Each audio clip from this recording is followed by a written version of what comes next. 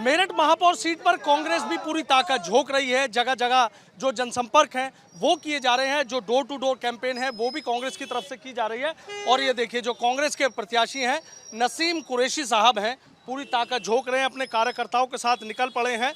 इस वक्त ये बुढ़ाना गेट का जो पूरा इलाका है, इस बुढ़ाना गेट के पूरे इलाके में जा रहे हैं, बाकायदा हर दुकानदार से मुलाकात कर रहे हैं और उनसे ये अपील कर रहे हैं कि कांग्रेस को वोट दें, कांग्रेस का हाथ मजबूत करें। इसी तरीके से जो लगातार अभियान है वो लगातार अभियान उनका इसी तरीके से यहाँ पर चल रहा है। उन्हीं से हम बातचीत कर लेते हैं, देखिए किस तरीके से लोगों से वोट मांग रहे हैं, लोगों से अपील की जा रही है। नसीम कुरैशी साहब, आपसे जानना चाहूँगा कि जो आपका जो अभियान है वो अब देख रहे हैं कि थोड़ा जोर पकड़ता जा रहा है और ज़्यादा? बिल्कुल पूरी तरीके से इस बार शहर की जनता कांग्रेस का मेयर और कांग्रेस का वोट बनाएगी, मुझे पूरा भरोसा है। क्या मुद्दे हैं जिनको लेकर जनता के बीच जा रहे हैं? मुद्दा सब लोग जान रहे हैं, पिछले जो 6 बोर्डों का कार्यकाल रहा है, यदि एक बोर्ड को हम छोड़ दें जो पहला चुना गया था अरुण जैन जी का, उसके बाद जो 2 बोर्ड बने थे भाजपा के और 3 बने बसपा के, इन्होंने दलगत नीतियों के हिसाब से, अपनी राजनीति के हिसाब से अपने सारे वार्डों के अंदर काम किए हैं। लेकिन पहली बार कांग्रेस 90 के 90 वार्डों के अंदर पैराइटी पे जो वहाँ काम होगा उसमें 90 के 90 वार्डों में कांग्रेस काम करेगी, उसमें कोई भेदभाव नहीं करेगी। इधर हो जाओ, भेदभाव कोई नहीं करेगी कांग्रेस, नहीं करेगी। अच्छा, जिस तरीके से राहुल गांधी ने एक पदयात्रा निकालती, आपने देखा कि पूरा पूर्व से लेकर पश्चिम तक और कन्याकुमारी से लेकर कश्मीर तक वो गए थे, तो उसका जो एक कहते हैं कि एक टेम्परामेंट बना था, एक कहीं ना कहीं उत्साह नजर आया था, आपको लग रहा है कि वो काम आ पाए? बराबर उत्साह है, वो उत्साह लोगों के मन में घर बना चुका है। ये घर में मन बना चुका है कि कैसे 6 महीने के अंदर राहुल गांधी जी ने इस देश की नब्ज को टटोला है, लोगों से संवाद किया है, हर वर्ग हर जाति के लोगों ने उनका स्वागत किया, उनसे संवाद किया, उनसे बात किया। यही तो बौखलाहट है विपक्ष को, जो उनके खिलाफ विभिन्न षड्यंत्र करके उनकी सांसदी को छीन लिया गया है और उनकी आवाज़ को देश में बंद करने की कोशिश कर रहे हैं। लेकिन आज देश के करोड़ों लोग राहुल गांधी के साथ उनकी आवाज़ बन के खड़े हो गए हैं। उनकी सांसदी छीन लिया आपने, उनका घर छीन लिया, लेकिन आप उनकी आवाज़ नहीं दबा सकते हो। आज इसका पूरा इस चुनाव के अंदर हर गली में, हर वार्ड में इस चीज़ को देखने को मिल रहा है। कोई भी नहीं, हर आदमी की ज़बान पे ही है कि हम राहुल गांधी की आवाज़ को ख़त्म नहीं होने देंगे, हम उसकी आवाज़ को बुलंद करेंगे। मैंने आपसे पूछा कि भाई पश्चिम की अगर आप बात कर लें, हम तो पश्चिम के 3 जिले थे आपके, गाजियाबाद, बागपत और शामली, इनसे होते हुए हरियाणा में यात्रा प्रवेश कर गई थी। लेकिन वो जो जिन जिलों से होकर गुजरी कि वहाँ भी एक उत्साह इस तरीके का नज़र नहीं आ रहा कि बड़ी संख्या में कांग्रेसी एक साथ जुटे हों, पूरी ताकत झोंक रहे हों। और बात मेरठ की भी की जाए, नहीं, उत्साह तो बराबर, आपने देखा होगा उनके पीछे 50,000 से लेके 1 लाख 1.5 लाख तक आदमी चला है।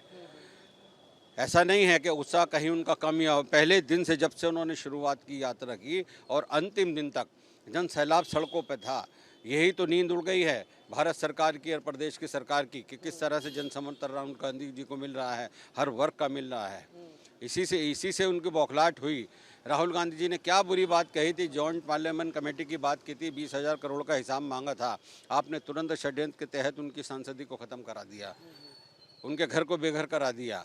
वो लोग जिनके विरासतन पुश्तैनी, जिनका संघर्ष रहा हो देश के अंदर, जिनके बड़े लोगों ने कुर्बानी दी हो, चाहे राहुल गांधी जी इस देश के लिए शहीद, राजीव गांधी जी इस देश के लिए शहीद हुए हों या इंदिरा गांधी जी शहीद हुए हों, ये आज आप उसकी आवाज़ को दबा रहे हो, लेकिन दबेगी नहीं। इन लोगों को देश हित आगे रखते हैं ये लोग, अपनी जानों की परवाह नहीं करते हैं, चाहे राहुल गांधी जी हो या प्रियंका गांधी जी। अच्छा, कोई कांग्रेस के दिग्गज हैं कि जो आपके प्रचार में या पश्चिम में जिन जिलों से होकर गुजरे वहाँ पर आएंगे, कुछ बना दें? बिल्कुल दिग्गज आएंगे, कल बातचीत हुई है सीनियर लीडरों से, अब प्रोग्राम बन रहे हैं। अगले आने वाले 5-7 दिनों के अंदर बहुत बड़े प्रांतीय स्तर के, राष्ट्रीय स्तर के नेता भी यहाँ उतरेंगे, मेरठ में उतरेंगे। लेकिन वही एक बात आ जाती है कि अगर हम और उन 3 जिलों की बात करें जहाँ से पदयात्रा गुजरी और मेरठ की बात कर लें, मतलब जो एक जोश रहा करता था, जो एक भीड़ रहा करती थी, पूरे कांग्रेसी पूरी सड़कें घेर लिया करती थी, तो वो चीज़ अब नजर नहीं आती है। नहीं, वो अभी यात्रा का जो सेकंड शेड्यूल बन रहा है, बनेगा। मैं मेरठ की अब चुनाव की बात कर रहा हूँ, चुनाव में भी नहीं, सब जनता सड़कों पे है, अपना काम कर रहे हैं। ये वार्डों का भी चुनाव है, वार्डों के अंदर भी कांग्रेसी बटे पड़े हैं इसके अंदर, और अपना संगठन के लोग भी काम कर रहे हैं।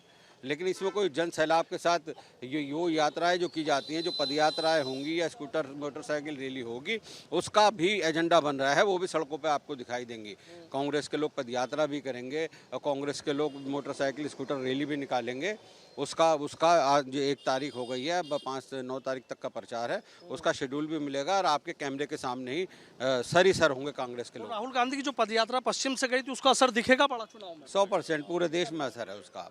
पश्चिम में तो है ही है। अब आगामी जो शेड्यूल बन रहा है पदयात्रा का, उसमें पूरा उत्तर प्रदेश एजेंडे में है। उत्तर प्रदेश का हर जिला एजेंडे में है। अच्छा, यहाँ मुकाबला किससे मान रहे हैं? मुकाबला इस बार भाजपा से ही होना है और हर बार होता है। इस बार सपा बसपा होर्डिंगों में तो नजर आ सकती है, होर्डिंगों पर नजर आ सकती है। जनता के मनों में सपा बसपा नजर नहीं आएगी। केवल कांग्रेस जाएगी जनता के मनों में और कांग्रेस लड़ाई लड़ेगी बीजेपी से आरएसएस। अतुल प्रधान ने जिस तरीके से कल अपनी एक संकल्प पद यात्रा निकाली, बता रहे हैं कि बहुत हुजूम, तो उन्होंने अपनी ताकत दिखाई। कोई हुजूम नहीं था। उन्होंने जो पदयात्रा निकाली है उसमें आधे से ज़्यादा आदमी सरदने विधानसभा से लेके वो आए थे। सरदना विधानसभा से लेके आए थे। शहर की जनता और ख़ासतौर से मुसलमान, 4.5 पौने 5 लाख वोट जो मुसलमानों की है, वो एकजुट हो चुका है कांग्रेस के एजेंडे पर, राहुल गांधी की सहानुभूति में। और जो तमाम देश के अंदर वातावरण बनाया है, अखिलेश से जो मुखालफत है इस समय, सपा से जो नाराज़गी है, उसका पूरा बेनिफिट कांग्रेस को मिल रहा है। समाजवादी पार्टी के तमाम दिग्गज नेता आ रहे हैं, तो मुकाबला कर पाएंगे उनका? कोई दिक्कत नहीं, हमारा हौसला बहुत बड़ा है। अखिलेश भी आए तो कोई डर नहीं है हमें। बड़े नेता छोड़ो और आप अखिलेश आ जाए, हम बताएंगे अखिलेश की नीतियाँ क्या हैं। अखिलेश की नीतियाँ क्या हैं, ख़ासतौर से अक़लियत माइनॉरिटी के लीडरों के लिए क्या है। माइनॉरिटी के वो लीडर जिन्होंने इस पार्टी की बुनियाद रखी हो, 97 से लेकर आज तक काम किया हो, इन्हें उन्हें बर्बाद कर दिया। और बीजेपी की बात करें तो बीजेपी की तो विचारधारा के खिलाफ हमारी विचारधारा की लड़ाई है ही। देश में 2 ही विचारधाराओं की लड़ाई है, जिसके एक हमीकार है हमारी पार्टी। एक विचारधारा ये है, ये लिमिटेड बात करती है, हम सब लोगों की बात करते हैं। बसपा को कहाँ देख रहे हैं? बसपा कहीं नज़र नहीं आएगी। मैंने आपसे कहा ना, ये कहीं होर्डिंग में तो नज़र आ सकते हैं, जनता के मन में नज़र नहीं आएंगे। मजबूती से लड़ रहे हैं? 100%। ठीक है, चलते हैं। 100%। तो देखिए, नसीम कुरैशी साहब हैं, कांग्रेस से महापौर के प्रत्याशी हैं और सीधा कह रहे हैं कि कांग्रेस बेहद मजबूती से चुनाव लड़ेगी। जैसे जैसे वक्त आगे आता जाएगा, वैसे वैसे ही कांग्रेस की जो बड़े कार्यक्रम हैं, जो बड़े आयोजन है, वो शुरू हो जाएंगे। चाहे उसमें पदयात्रा निकाली जाए, चाहे उसमें मोटरसाइकिल रैली निकाली जाए, या जगह जगह और बड़े जो कार्यक्रम है वो किए जाएं।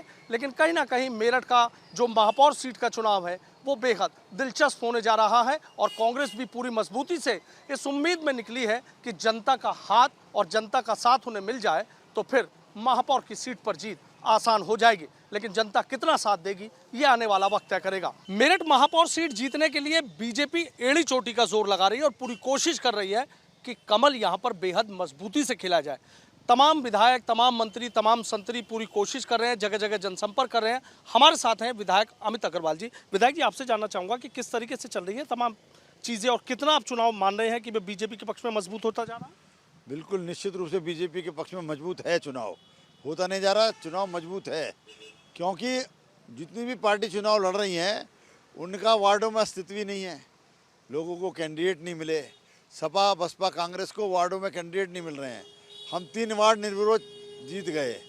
एक मेरी विधानसभा में मेरा गृह वार्ड, एक सोमेन तोमर जी की विधानसभा दक्षिण में जहाँ खुद सपा के कैंडिडेट रहते हैं उनका वार्ड, और तीसरा जहाँ पहले लक्ष्मीकांत जी रहते थे उनका पैतृक वार्ड नगर विधानसभा में 78 नंबर, वो हम लोग जीत गए।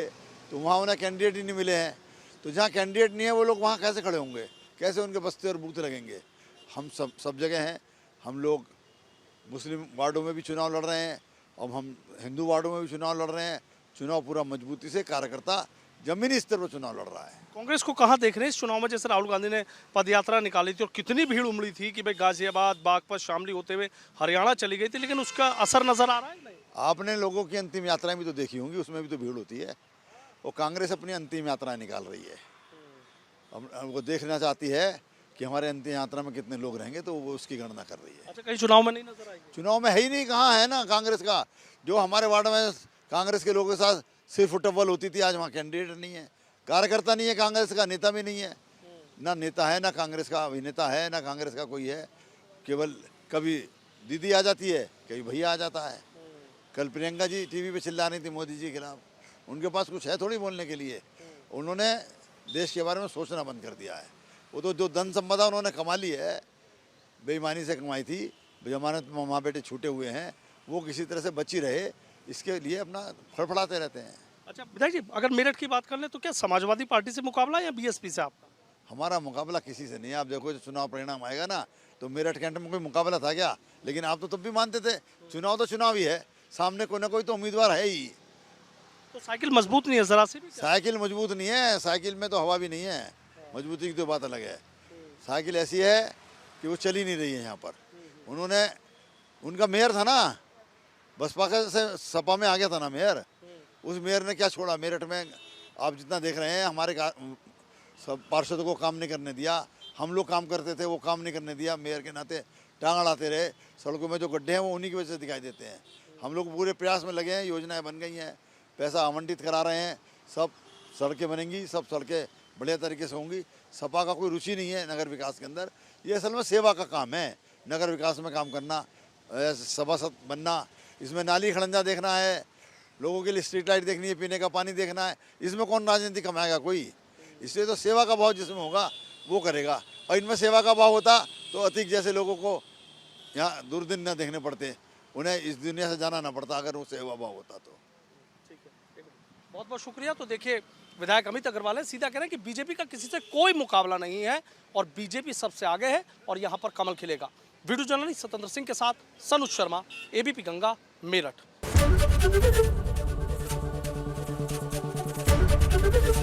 एबीपी गंगा, खबर आपकी, जुबान आपकी।